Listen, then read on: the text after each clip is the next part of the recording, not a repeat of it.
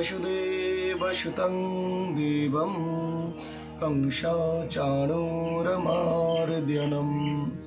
देवकी परमानन्द्यं कृष्णं वन्दे जगद्गुरुं। আজকের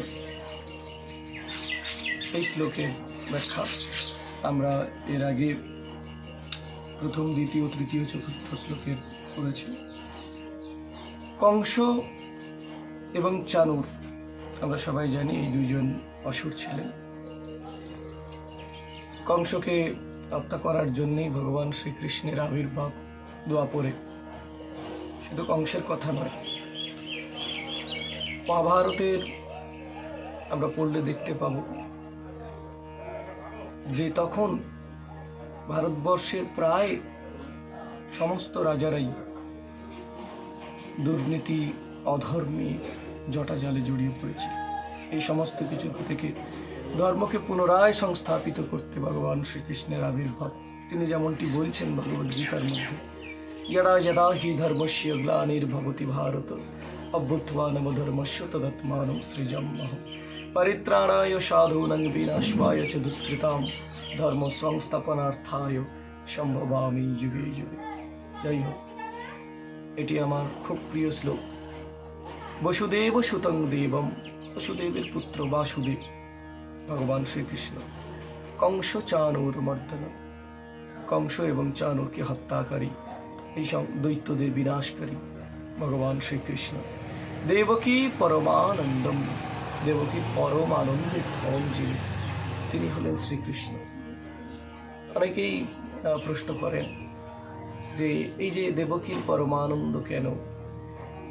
কংসের কারাগারে দেবকীকে এত কষ্ট করতে হয়েছে কৃষ্ণকে আসার জন্যে, তাহলে কেন তিনি দেবকীর পরমানন্দ কিভাবে হলেন?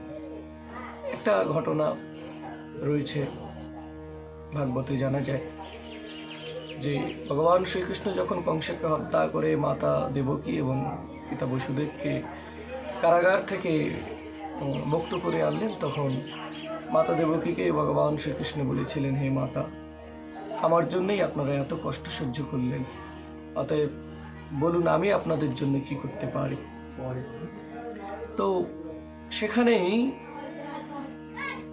মাতা দেবকী তিনি বলেছিলেন, হে পুত্র, আমি একটিবার আমার যে ছয়টি পুত্র তাদের মুখ পর্যন্ত দর্শন করতে পারিনি, আমি তাদেরকে একটিবার দেখতে চাই। কৃষ্ণ অষ্টম গর্ভের, আর তার পূর্বে সপ্তম গর্ভে বলরাম, সংকর্ষণ, রোহিণীর গর্ভে আকর্ষিত হয়ে, সেগুলো সবাই জানেন। তো এই যে আগে 6 পুত্র, সেই 6 পুত্রকে ভগবান শ্রীকৃষ্ণ নিজে পুনরায় ফিরিয়ে দিয়েছিলেন মা দেবকীর কোলে। তাদেরকে দর্শন করে মা দেবকী পরম আনন্দ পেয়ে তাদেরকে মাতৃস্নেহে জড়িয়ে ধরেছিলেন। তাই সেই সময় ভাগবতকার ব্যাখ্যা করেছেন, দেবকীর পরম আনন্দময় ধন হচ্ছে একমাত্র ভগবান শ্রীকৃষ্ণ। সেই জন্য দেবকী পরমানন্দম কৃষ্ণং বন্দে জগৎগুরু, জগতের গুরু ভগবান স্বয়ং শ্রীকৃষ্ণ আমাদের জগৎগুরু।